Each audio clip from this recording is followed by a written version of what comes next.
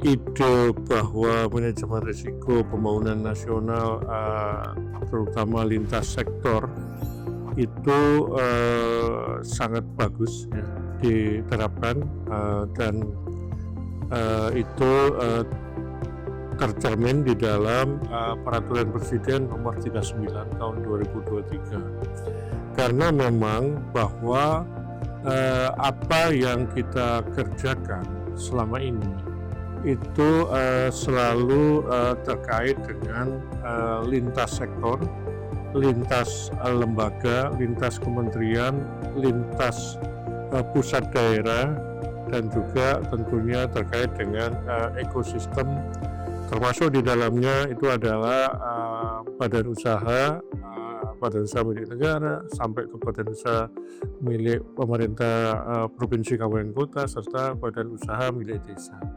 Dan selama ini terkait dengan bagaimana efektivitas pencapaian pembangunan nasional ya, itu juga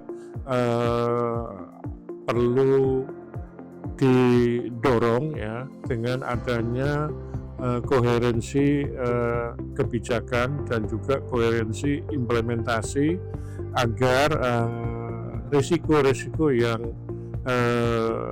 potensial atau yang akan terjadi itu bisa teratasi, dan juga dalam hal ini bisa diimplementasikan melalui sintesis kebijakan terkait dengan transformasi tata kelola. Dalam hal ini itu adalah manajemen risiko pembangunan nasional, termasuk lintas sektor.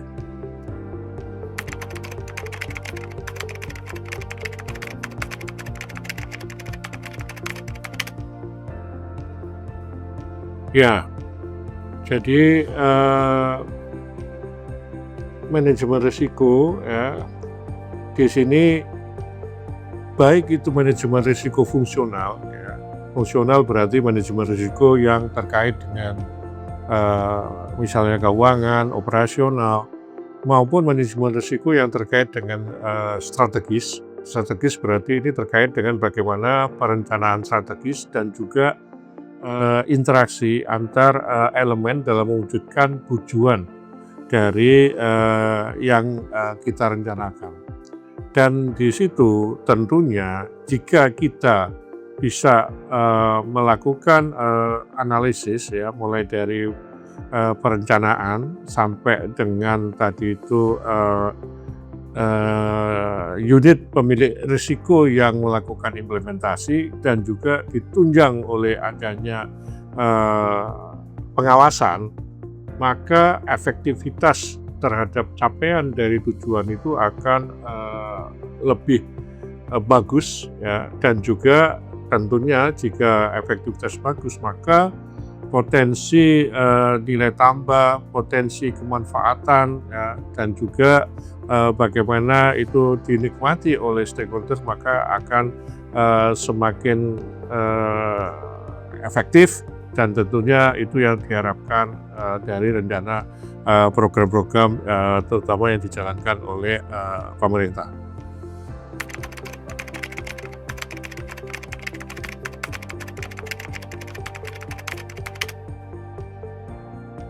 Ya,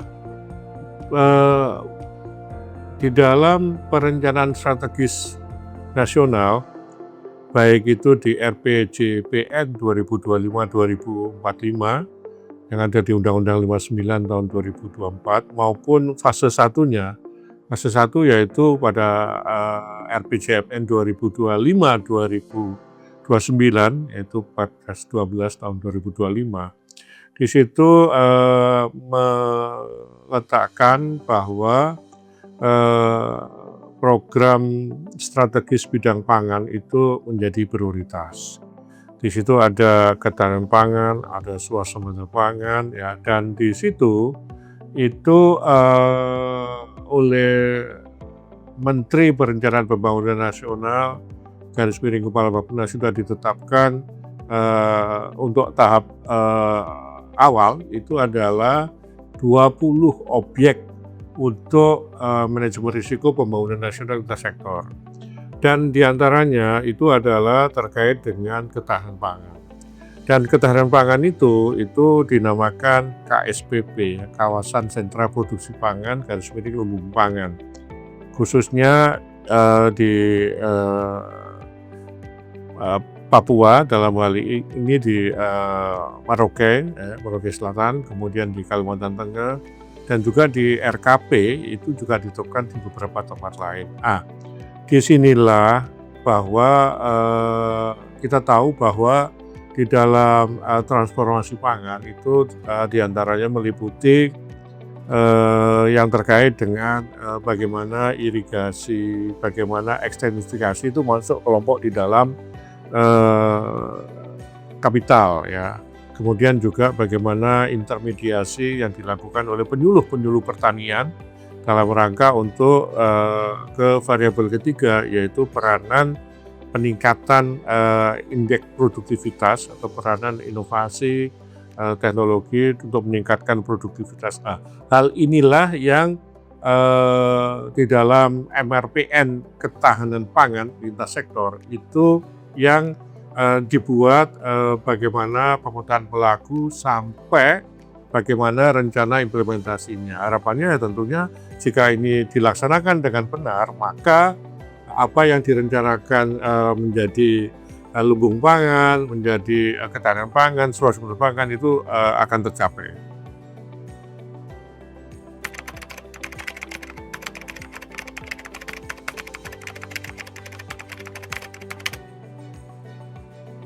Seperti yang ada di dalam Perpres 39 tahun 2023 tentang manajemen risiko pembangunan nasional, bahwa di situ disebutkan bahwa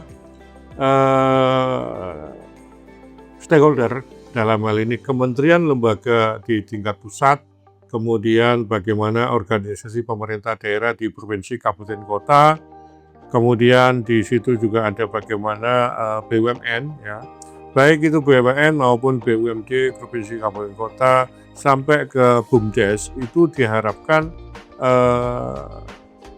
ikut berinteraksi, bersinergi, berkolaborasi dalam rangka menerapkan manajemen risiko pembangunan nasional, termasuk nanti diterapkan di daerah, dan hal ini masuk di dalam perencanaan strategis nasional, yaitu di dalam RPJPN 2025-2045 sebagai transformasi tata kelola. Jadi kita melakukan transformasi tata kelola itu salah satunya dengan manajemen risiko pembangunan nasional, termasuk MRPN lintas sektor.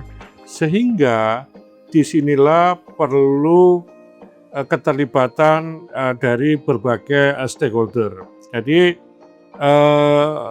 apa yang kita lakukan termasuk mengadakan suatu sarasehan yang menghadirkan berbagai stakeholder yang tadi disebut oleh sintesis kebijakan, baik itu di dalam RPJPN 2025-2045 maupun fase satunya RPJPN 2025-2029 sebagai transformasi tata kelola, dan juga bagaimana Perpres 39 tahun 2023 tentang manajemen risiko pembangunan nasional yang tadi sudah saya sebut, bahwa baik itu pemerintah pusat, semua kementerian lembaga, pemerintah daerah, organisasi pemerintah daerah, provinsi, kabupaten, kota, serta yang terkait dengan usaha bisnis, yaitu BUMN, BUMD, provinsi, kabupaten, kota, serta BUMDes, dan lainnya. Dan lain itu termasuk beberapa kebijakan terkini. Misalkan pada Koperasi Desa Merah Putih itu juga tercantum pasal yang mewajibkan bahwa dalam hal ini Bappenas itu menerapkan MRPN. Demikian pula pada tata kelola pelaksanaan program makan bergizi gratis. Itu juga ada pasal yang khusus membahas manajemen risiko, termasuk manajemen risiko pembangunan nasional, baik itu manajemen risiko pembangunan nasional organisasi maupun manajemen risiko pembangunan nasional lintas sektor. Demikian pentingnya ya tentang MRPN ini, sehingga sangat bagus jika tadi dilakukan suatu pertemuan dilakukan suatu sarasehan yang tadi melibatkan berbagai stakeholder sehingga bisa menindaklanjuti berbagai sintesis kebijakan serta mengimplementasikan dan mengukur keberhasilan sesuai dengan tujuan agar efektivitas tujuan itu bisa tercapai. Demikian, terima kasih.